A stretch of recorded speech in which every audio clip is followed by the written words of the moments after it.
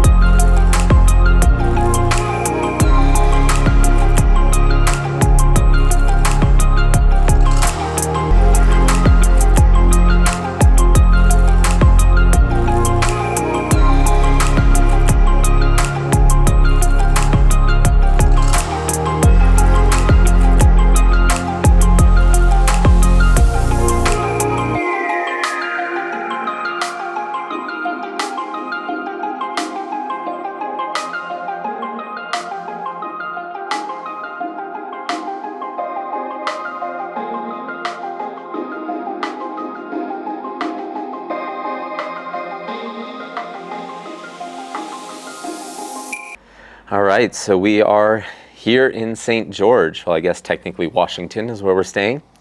I've been here 10 days now, and yeah, things are going well.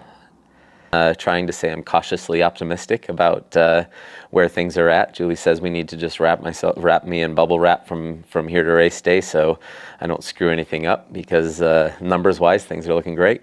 Yesterday, we did a race sim, which I do very, very few of what most people would consider epic training days. I am more of a show up, day in, day out, get the work done, consistency over time kind of person.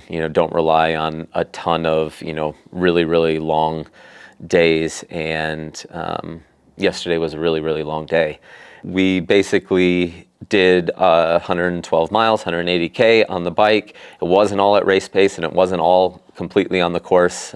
We definitely had blocks at race pace, and definitely hit some of the areas that I think are going to be a little bit more strategic on the bike, and pace them how I'm anticipating having to pace them during the race, and hit the descents a couple times as well. And then hopped off the bike and did one full loop of the run course, and definitely a learning experience there.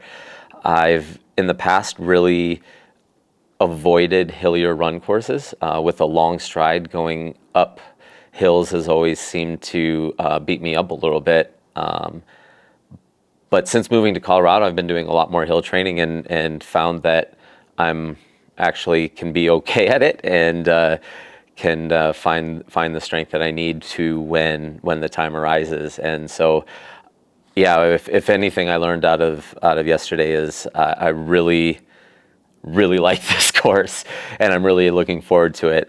We've had a couple days that the wind has been absolutely howling, and if that happens on race day, it's going to be a brutal day, especially up the Vail climb.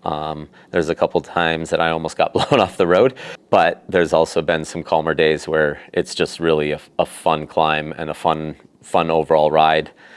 It'll be challenging. It'll be very different than any of the Kona races, which I'm looking forward to.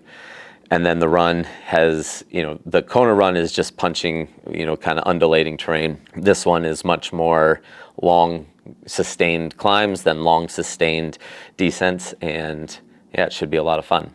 the big days are really about making sure your plan is set. And that's what the focus was yesterday. My sweat rate has gone from 3 pounds an hour to 8 pounds an hour on hot days. And so obviously that puts a little bit of stress on the body just to try to keep up with that, especially on the bike. To try to get 3 bottles an hour down while riding hard is tough. And it makes it even tougher if you're trying to get a lot more calories and a lot of sodium and all that stuff with the osmolality and everything. It's been kind of a complex math equation to find what works the best. And I've been playing around with ketones, been using Delta G, and this is by no means a replacement for my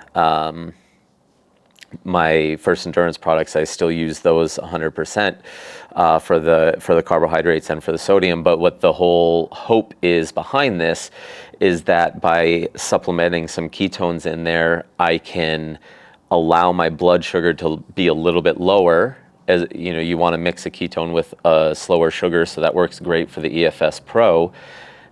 And so I can have a little bit less on the calorie end, and allow me to be a little bit higher on the electrolyte end, because I'm sweating so much if it decides to be hot on race day, that should allow me to be better on top of the electrolytes while still getting the calories that I need.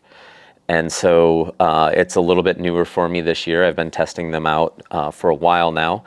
And so yesterday it was my only opportunity to go through my full race protocol with that. And so I bought a ketone blood analyzer, and had the ketones with my morning coffee, tested the blood 40 minutes later right before we started the bike, and then tested again a number of times throughout, right after the bike and then right after the run, just to see what the levels were doing, if they're doing what I think it should be doing. And we'll still have to make a few adjustments. And this is something I'll talk a lot more about later on when I get some more time after the race.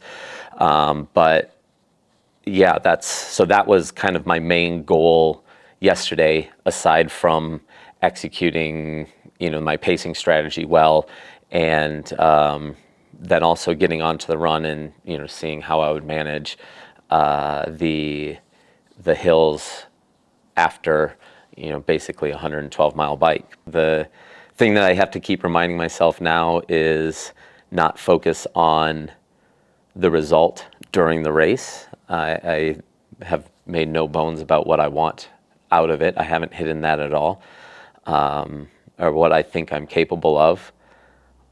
But if I'm focusing on that aspect of it, the result aspect of it during the race, that's typically when I don't race well, or typically when I make mistakes or things like that. So the focus has to remain on executing and putting the game plan first until the second loop of the run. Then it's how bad I want to hurt.